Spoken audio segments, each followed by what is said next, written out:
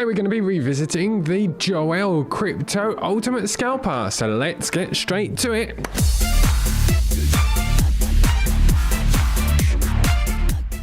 Hey trader devs, I hope you're all going extremely well. My name's David and welcome to my channel where I go through trading strategies that I find on YouTube and on the web, and then I code them to debunk the bad ones and find the good ones. So today we're going to be revisiting an old favorite of mine, which is the Ultimate Scalper by Joel on crypto. Now, this was a indicator which was, like I said, one of my favorite ones when I started building all these indicators, but unfortunately with the time and the changes in the market, especially in crypto, the results started to get less stable, and it was something personally that I didn't trade as much. But as you saw in the last video, I also revisited another script, which was the Super Trend script, which I got absolutely brilliant results with, which I'm very happy with. So I thought maybe I could do a couple of series of revisiting the old ones and improving on them and fixing them all. I've also updated all of my scripts to version 2 now, so that they have more features and better risk management and things like that. So if you'd like to download them, you can go to the descriptions below. Let's have a look at the indicators involved in this. I will be coding it and updating the code. So let's go over to my computer. If I could ask you for a couple of seconds, like always, if you do enjoy the video, don't forget to give it a good old thumbs up to help me smash the YouTube algorithm. And also don't forget to subscribe. I do videos every Monday and Friday. Also, you can join me in Discord where I do live streams on Tuesday and Thursday. Okay, let's get straight over to the computer. Right, here we are on my computer. Okay, we're going to add the indicators to show you how to trade this, and then I'm going to code it into one indicator so you can download that and just connect it straight to bots and use it with bots. I'll show you how to do that at the end as well. Okay, first things first, we're going to need the MACD. So I'm going to add the MACD. You just have to go here, type in MACD, and I have to scroll a lot, but you won't have to. You need to go to the moving average, convergence, divergence. Then you need to add the EMAs. EMA, and that one is pretty simple. It's the moving average exponential here. Now I'm going to be adding 3 moving average exponentials here, and then we're going to be adding RSI. So we're going to scroll down here, relative strength index here. And it's all going to take a little bit of setup, so let's go start setting this up. Right, okay, let's start with the EMAs. Now we need a 9, which this is the blue one, which we already have as automatically. It's going to be our blue line. We're going to go for our second line, which we're going to turn into green, and we're going to call that the 55. So we need to go to inputs and then type 55 in length.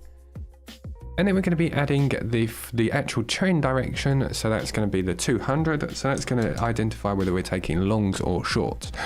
Okay, so that one's going to be yellow. Okay, that's fantastic. So as you can see now, if we scroll in, we have zoom in, sorry, we have 3 indicators here. We have the 9, which is in blue, the green, which is the 55, and the yellow, which is the 200. We need to now scroll down to the MACD, and we're going to actually move the MACD line and the signal line. The only thing that's interesting to us is the histogram. And then we're going to go over to the chart. I'm actually on a 5-minute BTC chart at the moment, but we're actually interested in taking that MACD down to the 1 minute. So that's going to give us a lot more bars. There you go. Anyway.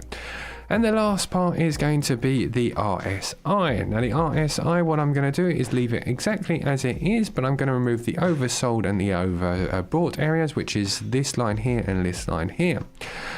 Just bear me a couple of seconds. Upper band and lower band. The only one that's interesting to me is actually the middle band. I'm going to hide the background, and we're going to make the middle band a little bit more opaque so you can see it a little bit better.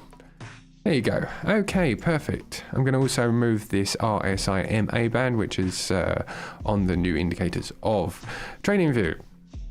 Okay, so the idea is for this strategy, we're looking for the yellow band to be above the green band and the green band to be above the blue band. Those all have to be like that to get rid of things like this here, where we're actually going in a choppy area.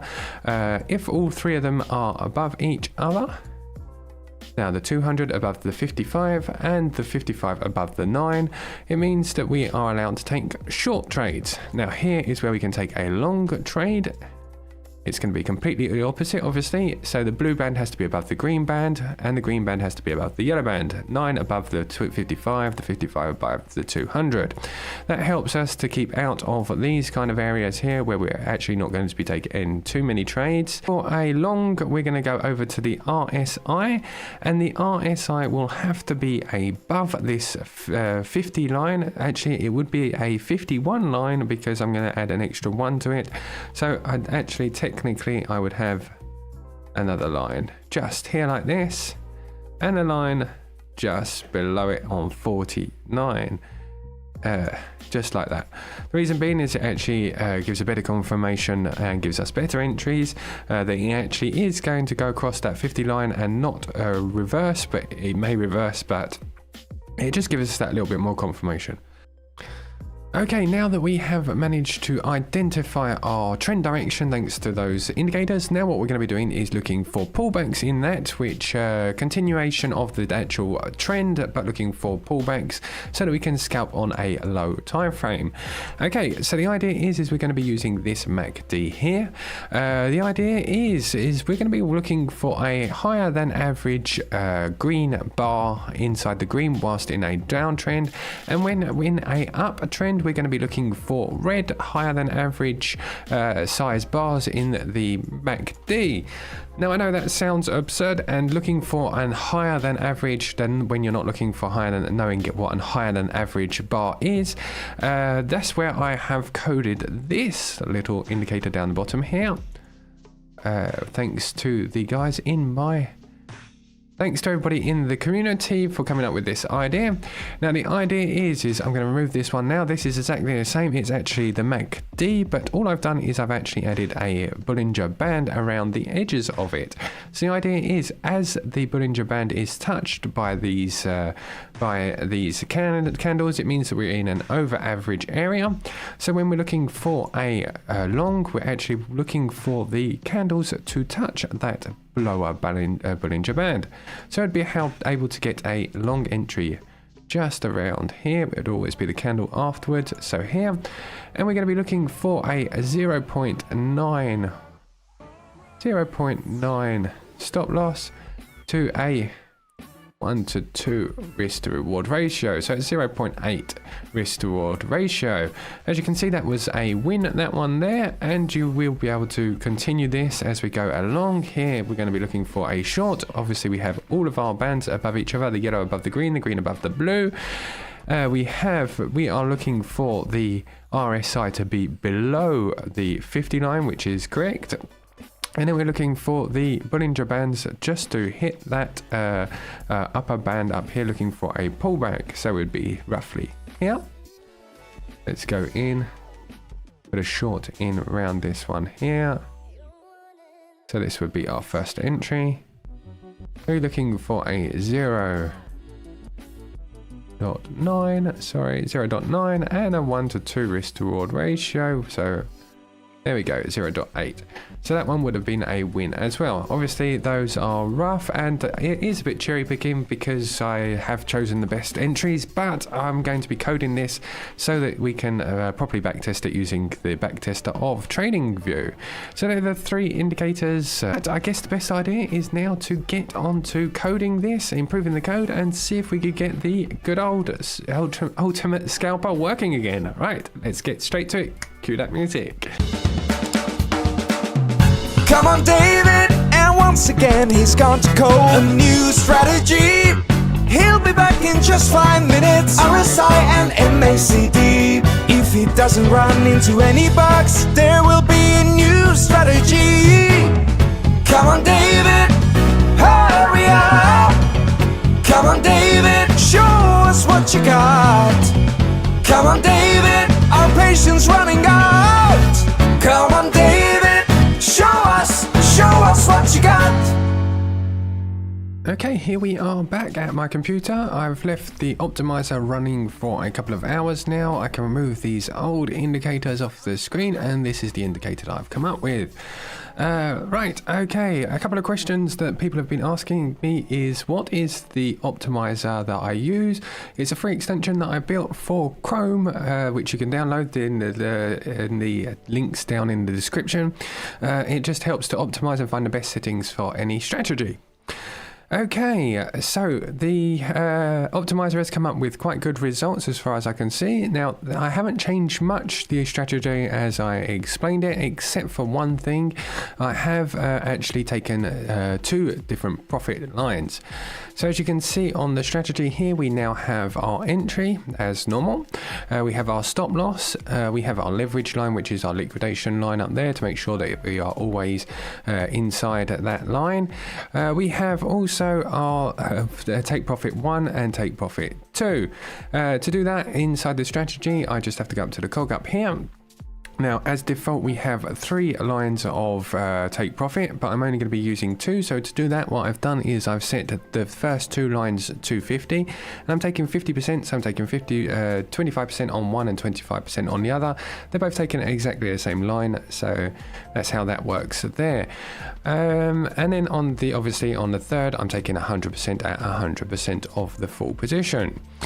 Right, okay, so that's the only thing I've really changed. The optimizer has come up with a 0.8% stop loss for both short and long, and a 1.5, which is pretty close to that 1 to 2, as I said earlier, risk to reward.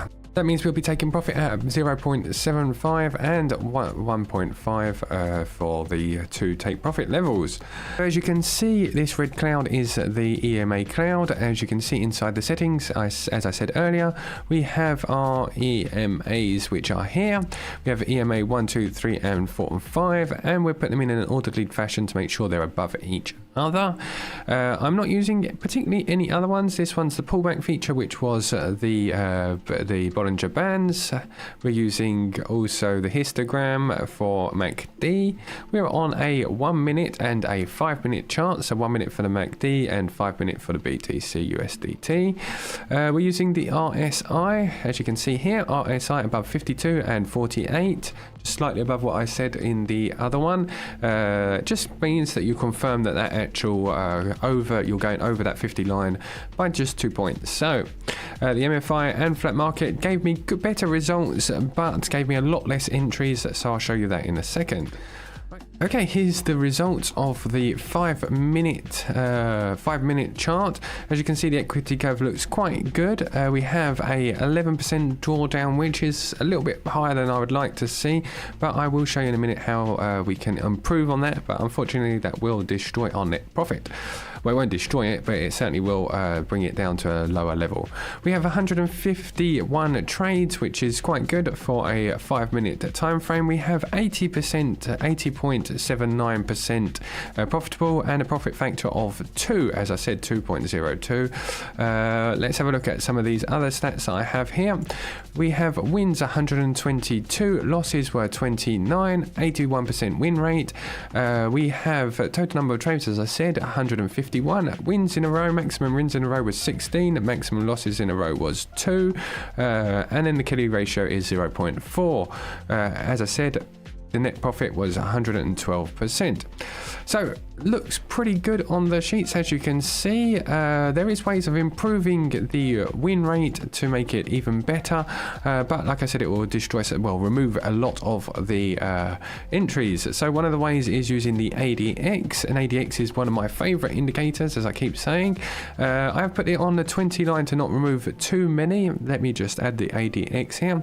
So by adding the ADX, we've actually increased the number of profitable to 82, but we've actually taken down our net profit to 91%. We've taken our max draw down to 10% instead of 11, almost 12. If we take this up to the 30 line here, so we put our line above the 30 for taking entries, I believe that this will make it even better. Yeah, so it's actually taken us up to almost 84% net profit, but we've only got 56 trades and we've only got 40% net profit on the account. So it's trying to find that balance between a good and good number of trades and a good win rate. What I'm going to do is go here to list trades here. Going to scroll right way down to the bottom here, and we're going to click on the very first trade, which was in November last year. So this was 112% since November last year. We're currently in January, so that's about 3 months. So that's an excellent return on investment. Okay, I guess that's great. Now what I'm going to do is I'm going to connect this trading strategy using Alerteron, which is a middleman service. It's this one here. You can connect any bots to your exchanges, from Bybit to FTX, Binance, etc. It's the one that I'm currently using myself. If you want to start using Alerteron, you can find a 10% discount down in the description below. How I do this is, now what I'm going to do is I'm going to go into my settings here, and I'm just going to copy and paste their code that they provide to us into this area here. I'm going to click use strategy alerts, and then I'm going to click paste and copy here the code that's provided by Alerteron. Then I will go up to here and click the add alerts, and I'm going to add an alert which will connect directly this trading strategy to my exchange, and this will be automatically done. It will even provide the multiple take profits levels as I need. All of that code will be sharing with the guys from Alerteron inside our Discord. Thanks to all of the community for pushing forward those ideas and Okay, so I'm going to be connecting this up to my forward testing platform as well, so that you can see the entries on my forward testing platform. All of that information you can find down in the description below. I'd like to thank the community for suggesting this, and this has been quite fun going back on some of the trading strategies from the past. Next week I'm going to be looking again at the ABC structure, which is my ultimate favorite indicator myself. It's something that I trade manually and with bots, so I'm looking forward to doing that and trying to find some more confidence and making that strategy even better. As always, if you want to download these indicators, you can find my Patreon links and the Discord link down in the description below. I'd like to thank the community for suggesting Alerteron and all of the information that they give me to help me advance and build these indicators. Thank you once again for watching the video, and I'll say stay safe, have a great weekend, stay safe, keep coding, and I'll see you next week. Goodbye.